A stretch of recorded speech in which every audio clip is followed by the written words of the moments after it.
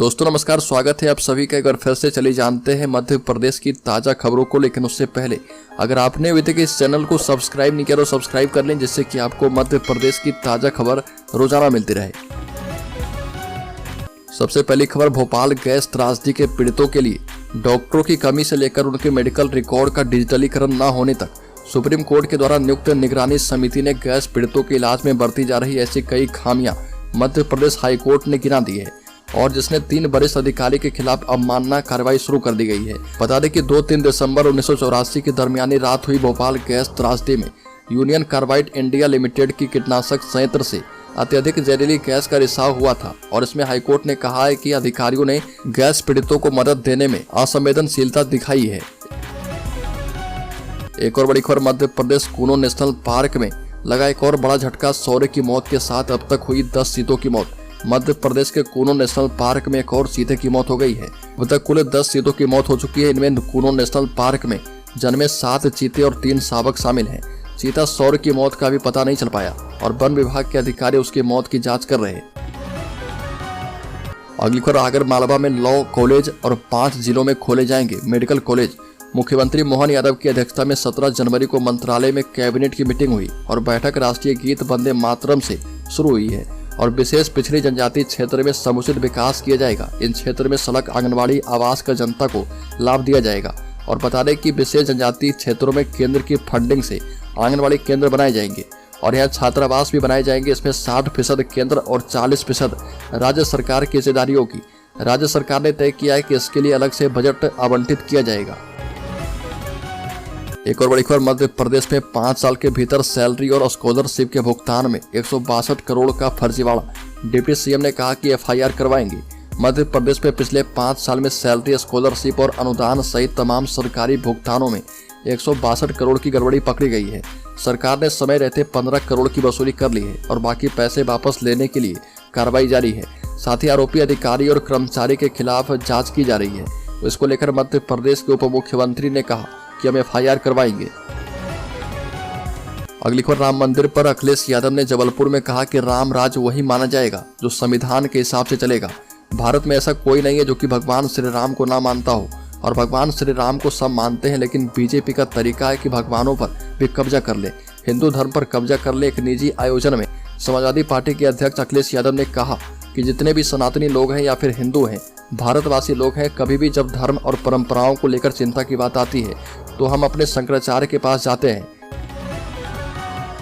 अगली खबर, मध्य प्रदेश की पूर्व मुख्यमंत्री उमा भारती ने उन खबरों का खंडन किया जिसमें कहा जा रहा है कि अयोध्या में श्री राम लला की प्राण प्रतिष्ठा के बाद वो सब कुछ छोड़कर अपने गांव चली जाएगी और पत्रकार को गलत खबर चलाने के लिए नसीहत देते हुए साफ कर दिया है और कहा कि ऐसा कभी मैंने नहीं कहा है और मेरी बातों को ध्यान से सुना करो, ऐसा मत किया करो।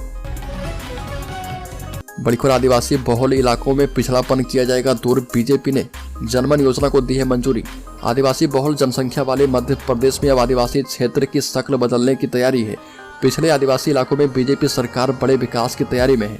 मोहन कैबिनेट की बैठक में आदिवासी इलाकों के पिछड़ेपन को दूर करने के लिए कई प्रस्ताव को हरी झंडी दी गई है और मुख्यमंत्री मोहन यादव की अध्यक्षता में जो है कैबिनेट की बैठक हुई है और इसमें आदिवासी इलाकों में 194 नए आंगनबाड़ी केंद्र शुरू करने और ग्राम सड़क योजना से मजरे टोले जोड़ने को लेकर बनाई गई योजना को लेकर मुहर लग गई है।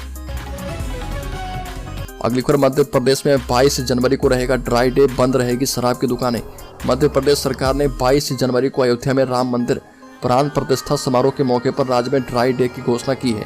राज्य में इस दौरान शराब की बिक्री पर रोक रहेगी और बता दें कि इस दिन अयोध्या में भगवान राम की प्राण प्रतिष्ठा होगी। इससे पहले उत्तर प्रदेश, राजस्थान, छत्तीसगढ़ और असम सहित कई अन्य बीजेपी शासित राज्य में 22 जनवरी को ड्राई डे घोषित कर चुके हैं। अगली खबर, कानून व्यवस्था को लेकर जीतू पटवारी ने खड़े किए सवाल। कहा कि मुख्यमंत्री भूल गए हैं कि वो गृह मंत्री भी हैं। मध्य प्रदेश कांग्रेस के अध्यक्ष जीतू पटवारी ने मुख्यमंत्री मोहन यादव से सवाल करते हुए प्रदेश के कानून व्यवस्था पर सवाल खड़े किए और सवालों के माध्यम से मुख्यमंत्री से कहा कि गृह मंत्री भी वही हैं और अगर गृह विभाग बेहाल, बेलगाम और बदहाल है तो अन्य मंत्रीगण कैसे सक्रिय और समझदार हो सकते हैं। पटवारी ने कहा कि भोपाल, जो कि प्रदेश की राजधानी है, यहाँ कार में एक छोटी बेटी के साथ बलात्कार से अंदाजा लगाया जा सकता है कि यदि राजधानी में ये हाल है तो बाकी प्रदेश में और प्रदेश के हिस्सों में महिलाओं के साथ क्या होता होगा। बड़ी खबर, राज्य के पूर्व मुख्यमंत्री दिग्विजय सिंह ने मुख्यमंत्री को लिखा खत, कहा कि भर्ती परीक्षा के नतीजे घोषित लेकिन नियुक्तियां नहीं हो पाई है। और बता दें कि कई परीक्षाओं में भ्रष्टाचार के मामले सामने आए हैं। पूर्व मुख्यमंत्री दिग्विजय सिंह ने अपने पत्र में कहा कि जिन विभागों में भर्ती की परीक्षा आयोजित की जा चुकी है और परिणाम घोषित होने के बाद गंभीर भ्रष्टाचार के मामले उजागर होने के कारण नियुक्तियां नहीं हो पाई है, उन मामलों में भ्रष्टाचार की शीघ्र जांच पूरी करके पात्र युवाओं को शीघ्र नियुक्तियां दी जाए। अगली खबर, धीरेन्द्र शास्त्री के खिलाफ आपत्तिजनक टिप्पणियां नहीं हटाने पर सोशल मीडिया के जिम्मेदारों को नोटिस। पूर्व आदेश के बावजूद बागेश्वर धाम के महंत पंडित धीरेन्द्र कृष्ण शास्त्री के विरुद्ध पूर्व विधायक RD प्रजापति एवं अन्य के द्वारा की गई आपत्तिजनक टिप्पणियां तत्काल प्रभाव से नहीं हटाए जाने को अवमानना याचिका के जरिए चुनौती दी गई है। जस्टिस राजमोहन सिंह की एकल पीठ ने अवमानना मामले की प्रारंभिक सुनवाई पश्चात फेसबुक, यूट्यूब, X जैसे सोशल मीडिया प्लेटफॉर्म को अवमानना नोटिस जारी करके जवाब तलब किया है। बड़ी खबर, मध्य प्रदेश में चिकित्सा शिक्षा विभाग में भर्ती के नियम बदले, अब सीधी होगी भर्ती। मध्य प्रदेश सरकार ने चिकित्सा शिक्षा विभाग के भर्ती नियम में बड़ा बदलाव किया। 5 जिलों में इसी साल से मेडिकल कॉलेज शुरू हो जाएंगे और इनके लिए प्रोफेसर, असिस्टेंट प्रोफेसर और एसोसिएट प्रोफेसर की आवश्यकता होगी। इस वजह से 5 साल के लिए भर्ती नियम को शिथिल किया गया है। इसके साथ ही आगर मालवा में एक नया लॉ कॉलेज खोला जाएगा। मुख्यमंत्री मोहन यादव की अध्यक्षता में कैबिनेट की चौथी बैठक में ये महत्वपूर्ण फैसला किया गया है। एक और बड़ी खबर, 7090 पदों के लिए कब जारी होगा MP पुलिस कांस्टेबल परीक्षा का रिजल्ट। तो बता दें कि मध्य प्रदेश पुलिस कांस्टेबल भर्ती के लिए आयोजित परीक्षा के रिजल्ट का इंतजार उम्मीदवार बड़ी बेसब्री से कर रहे और प्रदेश में पुलिस विभाग में कांस्टेबल के 7090 पदों पर भर्ती की जा रही है। मध्य प्रदेश कर्मचारी चयन बोर्ड की ओर से परीक्षा का आयोजन 12 अगस्त से 12 सितंबर 2023 तक करवाया गया था, जिसके बाद 25 सितंबर को परीक्षा की प्रोविजनल आंसर की भी बोर्ड की तरफ से जारी कर दी गई थी। इसके बाद से उम्मीदवारों को लगातार परीक्षा के नतीजों का इंतजार है। तो रिपोर्ट्स की माने तो इसी माह के अंत तक रिजल्ट जारी हो सकता है। अगली खबर, एम्स और राज्य सरकार के बीच जल्द होगा MOU। जिन सरकारी अस्पतालों में डॉक्टरों की कमी, वहां पर एम्स करेगा EICU के जरिए मदद। एम्स 52 जिलों के सरकारी अस्पतालों में डॉक्टर्स और गाइनो की कमी को दूर करने के लिए EICU का शुरुआत करेगा। वहीं गैस पीड़ित मरीजों को एम्स में उपचार मिल पाएगा, खासकर कैंसर जैसी गंभीर बीमारी से पीड़ित मरीजों को। इसके लिए राज्य सरकार और एम्स के बीच जल्द ही MOU साइन होने वाला है। मेडिकल कॉलेज में MBBS कर रहे छात्र भी अब एम्स के प्रोफेसर से E-क्लास के जरिए पढ़ पाएंगे। अगली खबर, मध्य प्रदेश माध्यमिक शिक्षा मंडल की हाई स्कूल और हायर सेकेंडरी परीक्षा में हर साल नकल के 200 से ज्यादा मामले बनते हैं और इस बार मंडल नकल रोकने के लिए और भी सख्ती से कदम उठाएगा। अगर परीक्षा कक्ष में छात्र नकल केंद्राध्यक्ष से दुर्व्यवहार, मारपीट करता है और FIR हुई तो अब पूरे परीक्षा से ही वंचित कर दिया जाएगा और आगे भी बोर्ड परीक्षा नहीं दे पाएगा। प्रदेश में 2023 में हाई स्कूल और हायर सेकेंडरी से इस बार परीक्षा बेहद ही कड़े अंदाज में किया जाएगा। एक और बड़ी खबर, मध्य प्रदेश में संविदा कर्मचारी के लिए विभागों की ओर से की जाने वाली सीधी भर्ती में नियम बना दिए गए हैं। अब संविदा कर्मचारी को सरकारी नौकरी में आने के लिए लिखित परीक्षा देनी होगी। इसमें भी 50% से अधिक अंक आने पर ही नियुक्ति मिलेगी और सामान्य प्रशासन की ओर से तैयार किए गए इन नियमों के मुताबिक सभी विभाग अपने यहाँ तृतीय श्रेणी की भर्तियों में इसका पालन करेंगे। इसकी शुरुआत कर दी गई है और पंजीयन एवं मुद्रांक विभाग ने भर्ती नियम में संशोधन करते हुए नए नियम उप सचिव वंदना शर्मा को जारी कर दिए हैं।